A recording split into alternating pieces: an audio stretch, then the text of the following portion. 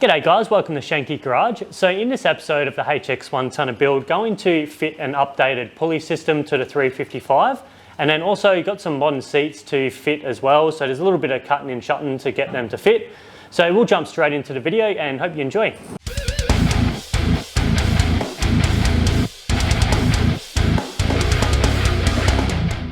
Okay, in this episode of the HX1 tonner build, got a few bits and pieces here for the engine. Now you can see the tapper covers have been removed. So I'll show you what I've done to the tapper covers, and I've got a kit being sent to me for the engine. So I'll open up the kit and show you what it is and fit that as well. Moving on to the inside, I can also start painting the inside, and I've got the seats I can fit up as well. I need to modify the mounts for the seats. I've got the XR6 seat, so they'll need to be modified to get them to fit. So I've got that to do, and then also I can start fitting this car builder's sound deadener. So I've got 3 boxes here, 1.8 square meters per box. Hopefully I only need 2. It is actually really heavy, this stuff. It's a lot heavier than I thought it was going to be. So ideally if I can try and keep it to 2 boxes, it's going to be a lot lighter than obviously 3. I can return the 3rd box if I don't open it. I just got it from Rare Spares and they're happy. If I need to return it, then yeah, no issues there. Now with the tapper covers, decided to pull them off and paint them. And there was a bit of a risk in doing this. I wasn't quite sure how it was going to turn out, but I think it's turned out really good. And I decided to paint them in the yellow vortex, and yeah, I think they've turned out really good. You just see the TIG welds just look awesome in that yellow vortex. So I'll get these back on. Because I pulled these tapper covers off, I need to replace the gasket. I did have originally it was just one of them paper gaskets, so I just got some of these kind of like rubbery gaskets, so that way you can pull it off and reuse it. Hopefully they work okay. So I'll get them bolted back up. Okay, so I've got them tapper covers bolted on there, and I think they've turned out pretty bloody awesome. I'm happy with that. Like I said, it was a bit of a risk, but I think with all that black in there, it's kind of just, yeah, broken that up a little bit. So yeah, the old mighty Holden, she's scrubbed up not too bad. Now on this little number over here, got a package sent to me from a supporter of the channel. So we'll open it up, I'll show you what's inside. I'm pretty bloody excited to have a look at this.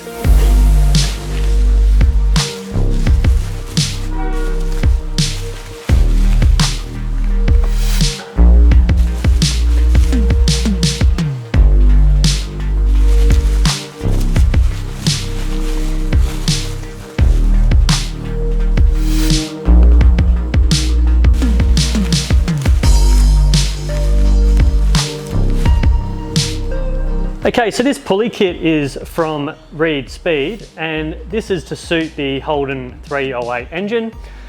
Now, Daniel from Reed Speed has hit me up. He's a big supporter of the channel. He watches my videos. He's hit me up. He's noticed I was running the old Gilmore belt drive, and he's asked if I wanted to trial out one of these updated sort of pulley kits for the Holden 308. So I thought, hell yeah, I'll definitely try one of these. I've actually seen them before and kind of been meaning to get one, but just never got around to it. So I'm pretty bloody stoked he's sent this kit out for me. So I guess with that, I better give Daniel and Reed Speed a decent plug here. So made in Australia, in-house at Reed Speed, CNC machine from 6061 aluminium, correct pulley ratios, and using modern 6PK belt technology means no more throwing belts, and also easy to source belts from your local parts store. So I'll put a link in the show notes to Reed Speed's website, and I'll also put a link to this particular pulley kit. Now this kit, it's a pretty simple one. It's just for your water pump and an alternator. They do a whole heap of different configurations to suit the Holden 308. There's brackets as well to relocate the alternator, put them down in lower in different spots. There's kits to suit vacuum pumps. Yeah, they've got heaps of different configurations. So yeah, go check out their website if you're after a updated pulley kit. Now this one is to suit the long water pump. They do come in short water pump as well. And you can get them in black or just your sort of machined alloy look as well. So I opted for the black because obviously I'm going with that black theme. Okay, so that kit is all installed and I think that's turned out pretty bloody awesome. So yeah, it's a nice kit, nice finish on it. Comes with all the bolts and everything you need to fit it. Comes with a couple of different spacers as well to space this pulley out if you need to. Yeah, easy to install. So yeah, once again, big thanks to Reed Speed for supplying that kit. I'm going to start mounting these seats, and as you can see, I'm using seats out of a XR6, and I did make a video previously explaining why I'm using these seats, but basically they're just a comfortable seat. I've got them in the FPV, they're the same seats in that, and they're just bloody comfortable. They look good. And they're really cheap as well. So I got this set for $400, and the driver's side, it's got the electrics in it, it's got the motor so you can raise and lower it. The passenger side doesn't have the motor, but the driver does, so I'll try and keep that motor and might as well use that functionality. Now I've already sat these seats in and they fit in pretty well. The existing mounts on the seat, these line up with the bolt holes in the cab, so I don't really think I'll have to modify them too much. The front here, so these are the front mounts. These are too far forward, so the original bolt holes on the cab are roughly about here. So I'm gonna have to cut that and then maybe modify or weld something to here to line up with the front mounts, which I don't think is gonna be too bad.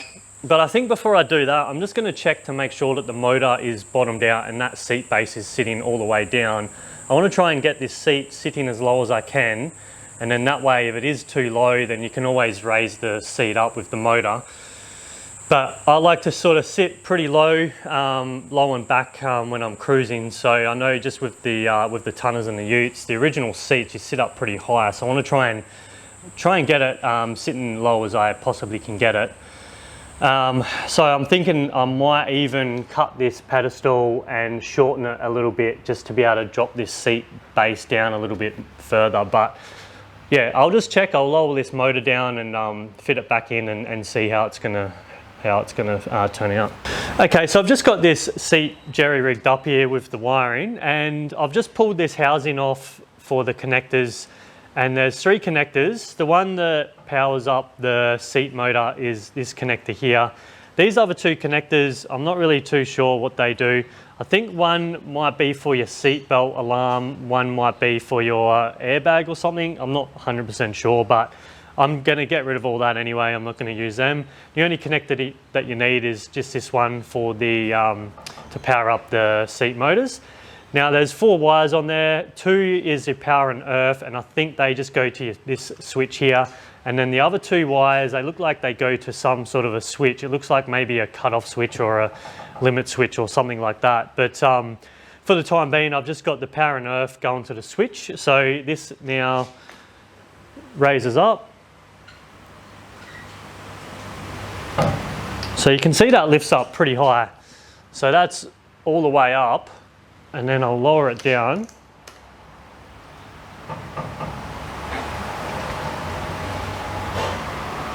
So then that is all the way down. So I'll leave that in the lowest position there and I'll mount that in. Like I said, this sort of base sits up pretty high, so I might maybe cut and shut these mounts to sort of bring that down a little bit lower. And because there's so much adjustment in the height, it's not really going to matter because you can raise the seat up anyway. So this is the only connector that you need to run the electric seat. So I've got rid of all the other wiring out of it. I've just cut it out. So that's all this stuff here. So that can all go in the bin. And I've dummy fit the seat in and bolt it down. Well, I've bolted them in the back. So I'll get them sorted first and then I'll make up some mounts for the front here. And yeah, since I bolted that in, I think I can drop this seat down. I could probably go 30, 40 mil if you really want to, but I think what I'll do is I'll drop it down 25 mil. It definitely does sit lower than the original seats as it is, but I just sort of want to get it down a little bit more, and then obviously I can raise it up with the motors if need be. So I'll just cut down here, cut 25 mil out of it and then re-weld it. and I'll do the same on this one as well.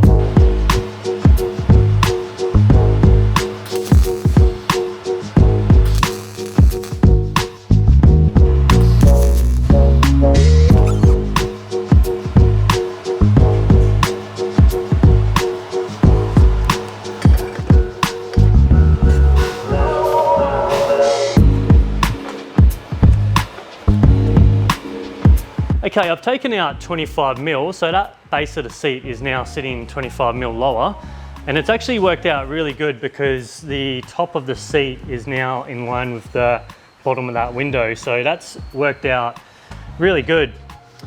And there's plenty of adjustment here with the rails, so that is all the way back and it's just touching the back of the cab here. And you can move it all the way forward, so it's got full adjustment on the rails, so all the way forward and all the way back. And then obviously you've got your up and down as well, and you can also pitch it forward, or you can pitch it back like that. So you can pitch it like that so you sink further back into the chair sort of thing. So yeah, plenty of adjustment. I think that's worked out really good. I sat in it just before and it definitely feels like you're sunken in and sitting a lot lower than the original seat. So I think that's worked out really good. And these seat belts as well, I just tried the old seat belts and they go straight into there as well. So I should be able to just use these new style seat belts that are attached to the seat. Okay, I've just made up the mounts for the front here, and I've just used a piece of 40 by 40 hollow section and then a piece of 5mm plate. So I've done that for both sides here. And I've welded the plate to the 40 by 40 section, and then I've just tacked that into place. I've sat it back in the car, marked where the holes are, I've drilled them out, I've sat it back in there, tightened or bolted everything up. It all sits nicely, so I can now go around and weld all these nice and strong. Obviously, being the mounts for the seats, you want them to be very strong, so I'll probably weld around here. I might even put some plate over the top and then weld that in just to make sure that there's plenty of strength in there.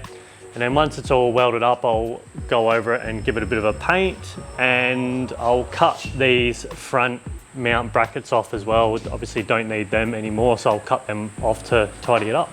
Okay, that is the driver's side all done. So I ended up welding up the brackets so they're nice and strong. I cut off this front mount here, cleaned it up, masked it up, and then used some etch primer, some single pack etch primer, and then a single pack satin black over the top. So it's come up really well. So I can mount this in the car now, and then I can basically replicate the other side.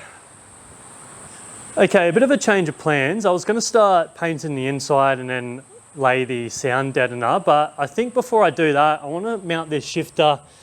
So I've ordered a new shifter, so I need to mount that. And then also I'm thinking I might make up a bit of a center console just to go in between the two seats here. I wasn't originally going to run a console, but I'm thinking it'd be quite handy just to have a little console just with a couple of cup holders and maybe a little tray to put your phone and your wallet and stuff like that. So yeah, just something subtle. I don't want it to go all the way to the firewall or anything, but yeah, just sort of a little one to go in between there. So I think what I'll do is I'll mock that up, and when it goes to the trimmer, he can trim it. But there's no point painting this and laying the sound deadener until I get that mocked up, in case I need to weld in some little mounting brackets and stuff like that. So yeah, that's going to be on hold for the time being, the sound deadener and the paint. There's still plenty of work to do for the build. I've got the motor trimmers booked in March, so I've still got things to finish off in the interior and get ready for the motor trimmer. Can start doing the wiring as well. I want to try and get the wiring done before I take it around to the motor trimmers. Also, I want to try and get the tray built, or at least all tacked together, so I can pull that off, send the car to the motor trimmers, and I can finish a tray off. So yeah, there is still plenty of work to do. April is going to come around pretty quickly. Now, I've got this entered into Rocky Nats, and I will try and make it, but if I don't, it's not going to be the end of the world. I don't want to rush this thing. I want to do it properly and get it built to how I want to build it. So I don't want to rush it just to make it to a show. So if I make it, then yeah, awesome. But if I don't, then it's not the end of the world. Just to give an update on the paint situation. So in the last episode, we sprayed the outside and it wasn't the outcome I was looking for. And there was a lot of comments, there was a lot of good positive feedback from you guys, so I really appreciate the comments. And there was even a lot of guys that mentioned or reached out and sent me messages or left a comment saying that they've had to paint their car twice. There was even a few guys that had to paint their car 3 times to get the finish that they were looking for. So I guess at the end of the day, I don't feel as bad. Like, I'm sure it happens a lot with people spraying their own car and they're not coming out to the finish that they were after. So yeah, it does suck. Obviously, you want to try and get it done right the first time, but at the end of the day, it's not the end of the world. Just a little bit more time. It's probably not going to be a whole lot of work just to rub it back and then rebase it and then re-clear it. And then to rub it back, you're probably going to get it back flatter anyway, so it's probably going to end up looking better doing it the second time because it's going to be a lot more flatter. So yeah, at the end of the day, it's not that bad really. It's just, a little bit more time, a little bit more paint. And I'm thinking that I'm probably going to spray it next time in a booth. There was one guy that commented saying that if I want a show quality paint job, then why don't you do it in a booth? And I think he's right. So I think I will do it in a booth. I just want to kind of minimize any possibility of it coming out bad the second time. I really don't want to paint it a third time. So I think I will do it in a booth this time. It is a controlled environment. You're going to have less shit that go through the clear. You've got a lot more lighting. You've got the extraction, so it's going to get rid of all the overspray. So I think overall it's going to be a better finish if I do it in a booth. So I think that's the sort of path I'm going to go down. So yeah, I guess we'll leave with that. So if you like what I do, you want to help support the channel, then head over to the Shenke Garage merch store. I'll put a link in the show notes below to my merch store. So click on the link, that'll take you to the merch store. Also hit the like and subscribe button if you haven't already. And a big thanks to Reed Speed once again for supplying the pulley kit. I'll leave a link to his website below also. And if you are new to the channel, hit this card up in this corner for the HX1 tonner build. So I highly recommend checking out the build from the very first episode all the way to the latest. So yeah, click on the card and have a binge on that. So we'll leave it with that and we'll see you next time on Shenke Garage. Cheers guys.